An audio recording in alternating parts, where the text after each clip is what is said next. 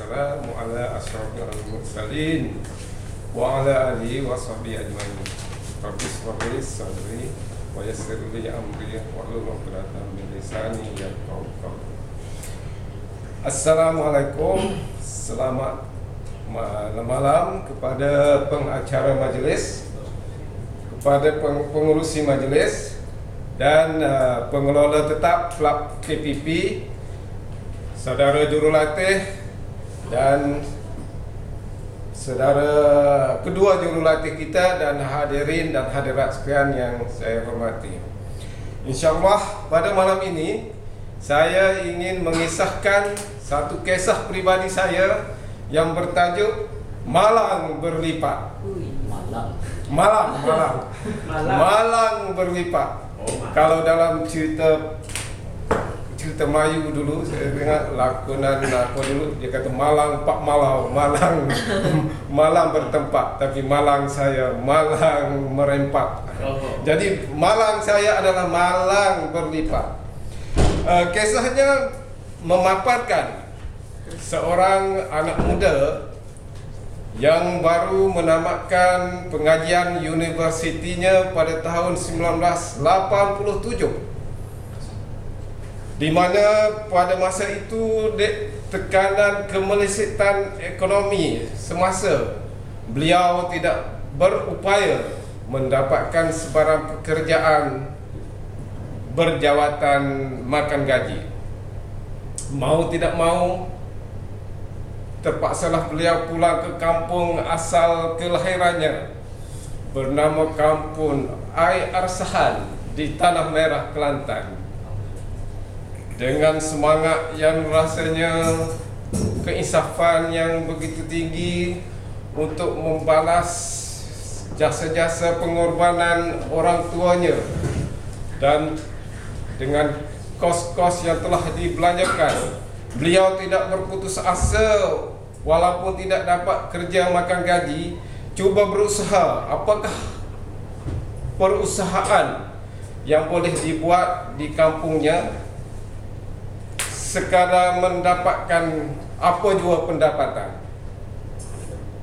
Maka dengan sedikit pinjaman daripada seorang abangnya, beliau telah mengusahakan satu peternakan itik penelur di samping membela ternakan ikan keli. Kerana pada masa itu, itulah saja cara yang boleh dia mengembangkan kudrat dan pengetahuan yang ada untuk mencari pendapatan.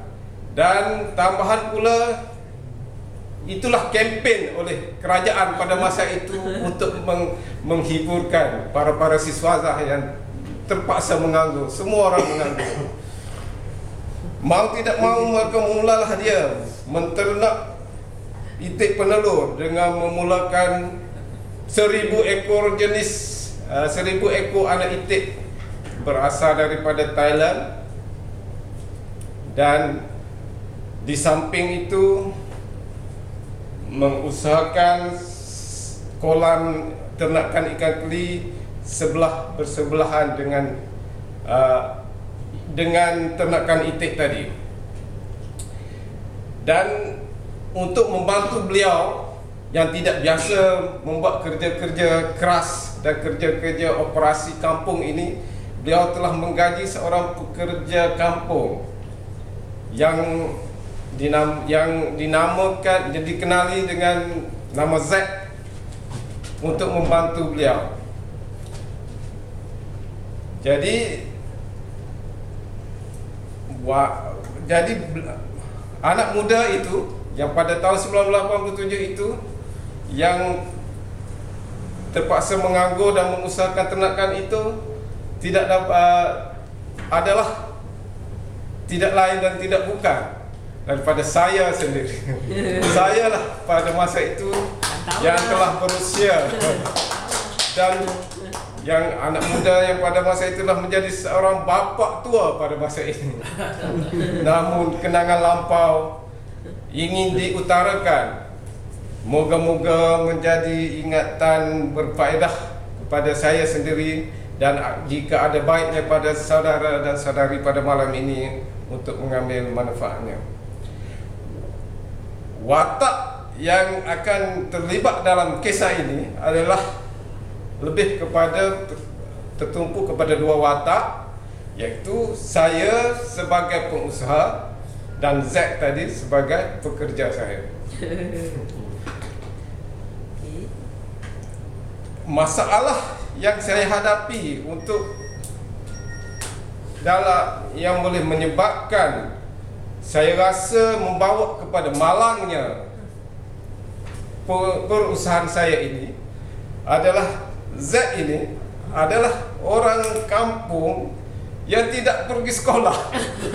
Yang tidak bersekolah, tapi kerana saya untuk menjimatkan kos gaji dia, saya ambil dia. Jadi bermakna dia buta huruf dan tidak pandai membuat mengira bilang-bilang, mengira bilangan. Pengajaran yang saya rasa ingin diterapkan ini berkisar kepada kerana kejahilan dan kekurangan si Z ini telah menyebabkan operasi perusahaan saya ni saya rasa tidak memberi keberhasilan yang penuh, terkesan daripada kekurangan yang telah diberikan pada dia menyebabkan masalah kepada saya. Kisah sebenarnya begini. Setelah saya tidak mendapat pekerjaan, saya berusaha membuat perusahaan ternakan itik. Dengan permulaan saya membeli benih anak itik daripada Thailand. Dengan saya telah pergi sendiri ke Pekan Golok dan membeli 1000 ekor anak itik yang kecil-kecil dan membawa menyeberangi sempadan Thailand ke Malaysia secara haram. Ini adalah tidak lain dan tidak bukan hanyalah semata-mata untuk menaik perahu, hanyalah untuk meminimumkan kosnya, kerana maklumlah kita tidak mempunyai modal yang secukupnya. Dan bila sampai kepada tempat pemeliharaan di kampung tidak jauh daripada rumah yang telah siap dibuat reban, saya telah menempatkan 1000 ekor anak itik ini dengan dibantu oleh Zack ini. Dan daripada anak yang kecil ini, biasaannya yang saya pun mungkin kerana kejahilan, kerana saya bukannya daripada bidang pertanian, walaupun macam mana saya telah menyediakan kemudahan dan rawatan sepatutnya pada anak-anak itu ini, di mana contohnya pada waktu malam saya terpaksa pasang lampu elektrik untuk memanaskannya dan meneranginya supaya tidak didatangi oleh musuh-musuh, dan makanan dan airnya disedia dengan secukupnya. Namun masih ada kematiannya hari-hari. Tiap-tiap pagi selalu saya terpaksa hadapi hakikatnya menghitung kematian. Dan inilah antara tugas Zack yang saya berikan adalah membuat satu laporan bahawa setiap pagi beliau terpaksa mengira dan melaporkan kepada saya berapakah ekor anak itik yang telah mati pada pagi itu. Dan pada keadaan hari-hari biasa, anak-anak itik ini telah dikira oleh beliau berapa ekor, dan biasanya kalau 4-5 ekor, dia dengan serta-merta boleh dapat beritahu saya 4-5 ekor, bos, 5 ekor sudah mati. Tetapi bila meningkat sedikit hingga kepada belasan ekor, dia telah mula dia boleh memberitahu, tetapi bila dia catatan dia tu tolong terbalik. 12 ekor dia tulis 21 ekor. Dia 12 ekor. Ya, tapi dia tulis 2 di depan, 1 di belakang, jadi 21 ekor. Dia tulis 21 ekor. Bila saya pergi cek, saya pergi periksa sendiri ke reban, tengok ini 12 ekor Zat, kenapa tulis 21 ekor? Ialah saya bilang 12 ekor, tapi saya rasa 2 tu di depan, saya tulis 2 depan, 1 belakang. 12. Jadi keadaan ini menyebabkan saya terpaksa mencipta satu format rekod yang memudahkan dia supaya tidak mengira bilangan. Contohnya saya tulis, dia kata tulis macam ni, satu rekod kita sudah buat siap. Tarikh kematian, waktu jumlah tu kau tanda satu, kau tanda macam ni je Zat, tanda 1 1 1 sampai 10 terus gitu. 1 1 1 10 cross. Okey, sampai hari biasa 10 ekor, 15 ekor dia boleh tunjuk lagi cross.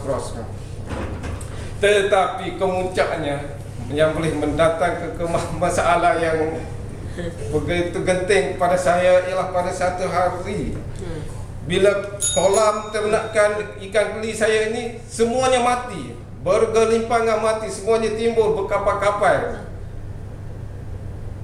Setelah beberapa lama dibelah, saya pun tidak pasti kenapa mati pada masa itu.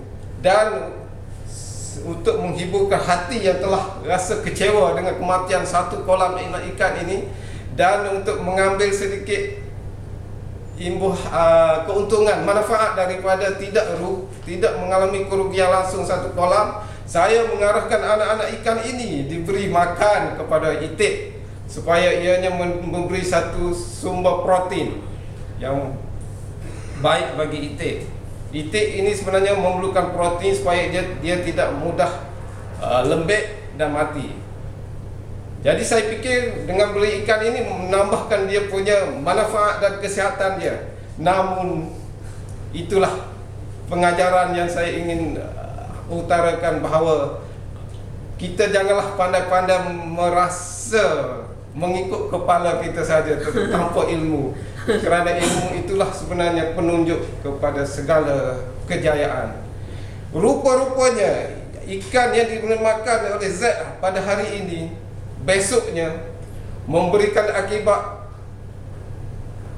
begitu banyak sekali itik saya mati, bertimbul-timbul, sehingga dia pagi-pagi sudah datang memberitahu saya, bos, hari ini paling banyak sekali itik kita yang mati. Saya tanya dia berapa? Banyak. Banyak sungguh. Saya tak tahu, tak boleh bilang banyak. Iyalah, banyak tu berapa? Ada 20, 30, lebih lagi, lebih puluh. Saya tanya, kata mana rekodnya yang tadi, yang biasa yang buat cross gitu. Dia tunjuk, ini buat cross pun bos, sudah tak buat buku. Sudah tak muat buku. Jadi macam mana saya mau buat laporan? Dia kata, bos kena pergi sendiri bilang. Saya pun tergesa-gesa pergi dengan yang telah bangkai-bangkai yang telah di longgok itu. Saya kata, okey, sekarang bilang, saya mau tahu. Dia kata, bilang, kau bilang sendiri. Kata kamu dah, Zat bilang lah, dia sendiri dulu. Dia pun bilang daripada 1, 2, 3, 4, 5, 6, 7, 8, 9, 10, 11 sampai 20. Lepas tu dia berhenti. Kata, teruskan, kenapa? Dah tak tahu. Rupa-rupanya baru hari itu saya baru tahu yang sebenarnya dia tidak berapa mengaku bahawanya dia hanya pandai membilang sampai 20 sahaja. Lebih 20 dia tak boleh dapat membuat bilangan dan tak boleh beri catat saat buat laporan. Jadi daripada situ, itulah masalah yang saya hadapi. Dan daripada situ saya mula mendapat pengajaran pada diri sendiri. Dan kalau boleh, saya masih mengingatkan pada saya sendiri setiap masa, dan kalau boleh diberi manfaat kepada tuan-tuan dan puan-puan pada malam ini, bila mana kita ingin membuat satu-satu perusahaan atau perniagaan, pertama kali adalah ilmu tentang bidang itu, dan jangan lupa juga pengalaman orang-orang yang telah berkecimpung lebih awal. Sekurang-kurangnya kita memintalah nasihat dan khidmat nasihat dan bantuan. Dan yang paling penting daripada kisah Z ini, berhati-hatilah dalam memilih satu pemilihan untuk jawatan yang nak diberi tanggungjawab kepada pekerja di dalam satu-satu organisasi. Sekian wabillahi taufiq wal hidayah. Wassalamualaikum. Saya selamat.